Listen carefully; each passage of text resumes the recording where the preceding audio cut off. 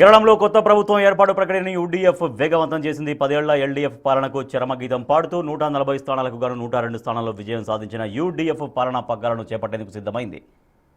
ఈ క్రమంలో కొత్త ముఖ్యమంత్రిని ఎన్నుకునేందుకు నేడు కాంగ్రెస్ పార్టీ సమావేశం కానుంది. ఇవాళ ఉదయం 10:30కు తిరువనంతపురంలోని ఇందిరా భవన్లో సీఎల్పీ భేటీలో సీఎంను ఎన్నుకోబోతున్నారు.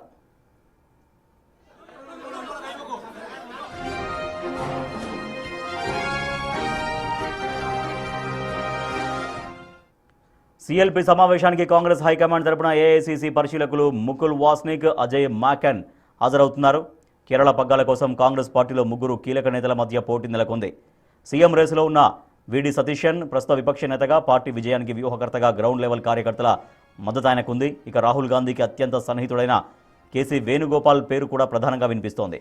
ఏఐసీసీ ప్రధాన కార్యదర్శిగా ఉన్న ఆయనకు 47 మంది ఎమ్మెల్యేల మద్దతు ఉన్నట్లు ప్రచారం జరుగుతోంది. ఇక సీనియర్ నేత రమేష్ చెన్నితల పేరు కూడా సీఎం రేసులో వినిపిస్తోంది. మాజీ విపక్ష నేత అయిన ఆయనకు సుదీర్ఘ రాజకీయ అనుభవం, సామాజిక సమీకరణాలు కలిసి వస్తాయని భావిస్తున్నారు.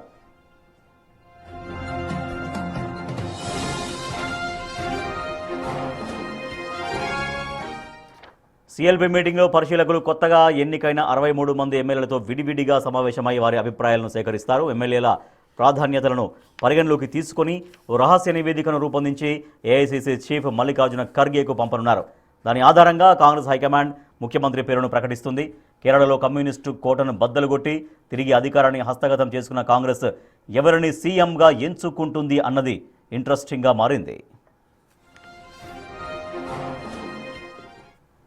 మా ప్రతినిధి శివ మరింత సమాచారం అందిస్తారు ఢిల్లీ నుంచి. శివ, కేరళంలో ప్రభుత్వ ఏర్పాటుకు యూడీఎఫ్ ముందుకెళ్తున్నప్పటికీ కూడా సీఎం అభ్యర్థి సీఎం ఎవరు ఉండబోతున్నారనేది ఇప్పుడు ఇంకా వీడలేదు సస్పెన్స్. కాంగ్రెస్ హైకమాండ్ ఏం భావిస్తోంది, ఎవరి వైపు మొగ్గు చూపుతుంది? శివ.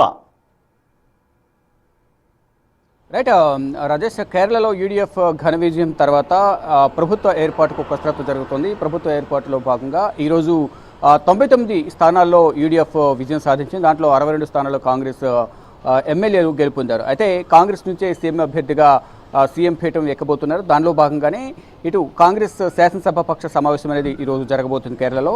ఈ శాసనసభ పక్ష సమావేశానికి పరిశీలకులుగా కాంగ్రెస్ అధిష్టానం అజయ్ మాకెన్ అలాగే ముకుల్ వాస్నిక్ను ఏఐసీసీ పరిశీలకులుగా పంపించారు. వారు ఇప్పటికే కేరళ చేరుకున్నారు. అయితే ఇటు మొత్తం ముగ్గురు ఈ సీఎం రేసులో ఉన్నారు. వారికి సంబంధించిన అభిమానులు కూడా ఇటు కేరళలోను ఢిల్లీలోను వారి నివాసాల వద్ద ఫ్లెక్స్లను ఏర్పాటు చేశారు. ప్రజెంట్ మనం కేరళ భవన్ వద్ద, ఢిల్లీలోని కేరళ భవన్ వద్ద ఇక్కడ కేసీ వేణుగోపాల్ అధిష్టానానికి అత్యంత సన్నిహితంగా ఉండే కేసీ వేణుగోపాల్ ఫ్లెక్స్ని ఏర్పాటు చేశారు.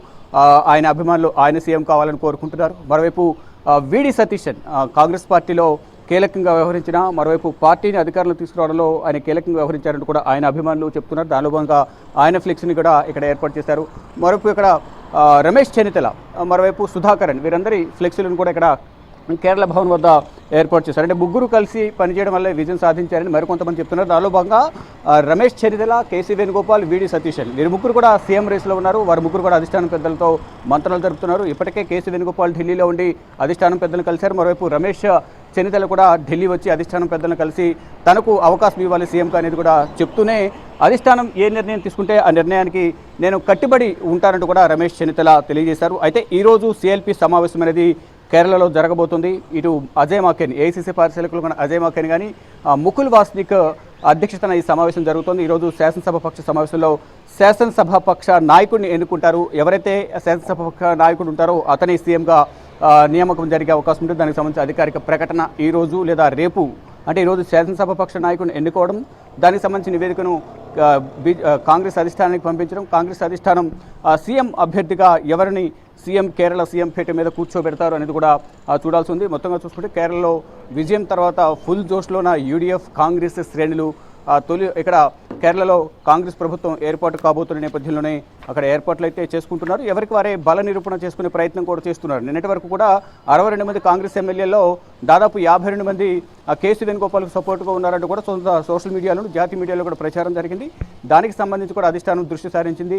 అంతమంది ఎమ్మెల్యేలు సపోర్ట్ ఉన్నారా, లేకపోతే కృత్రిమంగా కావాలని ప్రచారం చేసుకుంటున్నారనేది కూడా అధిష్టానం దృష్టి సారించింది తెలుస్తుంది. మరోవైపు సంస్థాగతంగా పార్టీ బలోపేతానికి సంబంధించి విడి సతీష్ కూడా కీలకంగా వ్యవహరించారు. పార్టీని అధికారంలోకి తీసుకురావడానికి అందరినీ సమన్వయం చేసుకుని పార్టీ అధికారంలో రావడం కీలకంగా వ్యవహరించారని కూడా ఆయన అభిమానులు వీడి సతీష్కు సంబంధించిన అనుచరులు కానీ కాంగ్రెస్ శ్రేణులు కూడా ఆయనకే సీఎం పీఠం సీఎం పదవి ఇవ్వాలనేది కూడా Right. వారు డిమాండ్ చేస్తున్నారు. మరోవైపు రమేష్ చెన్నితలకు సంబంధించిన ఒక వర్గం కూడా ఆయనకి వాళ్ళు డిమాండ్ చేస్తున్నారు. మరోవైపు కేసీకి వేణుగోపాల్ వర్గం అంటే అధిష్టానానికి అత్యంత సన్నిహితంగా ఉంటారు. ఈ నేపథ్యంలోనే కేసీ వేణుగోపాల్కి ఇస్తారేమో అని ప్రచారం కూడా జరుగుతుంది. మొత్తం చూసుకుంటే కేరళలో విజయం తర్వాత ప్రభుత్వ ఏర్పాటుకు కాంగ్రెస్ కసరత్తు చేస్తుంది. దానిలో భాగంగా ఈరోజు శాసనసభ పక్ష సమావేశం జరుగుతుంది. దాంట్లో శాసనసభ పక్ష నాయకుడిని ఎన్నుకున్న తర్వాత సీఎం ఎవరైనా దానిపై అధికారికంగా కాంగ్రెస్ అధిష్టానం ప్రకటన చేసే అవకాశం కనిపిస్తోంది. Rajesh. Right, thank you Shiva. కేరళలో కొత్త ప్రభుత్వం కొలువుదీరబోతుంది. అయితే ఇవాళ సిఎల్పి భేటీ ఉంటుంది. కేసీ వేణుగోపాల్ని ముఖ్యమంత్రి అభ్యర్థిగా ప్రకటిస్తారా, వీడి సతీష్ అని పేరు ప్రకటిస్తారా, రమేష్ పేరు ప్రకటిస్తారా?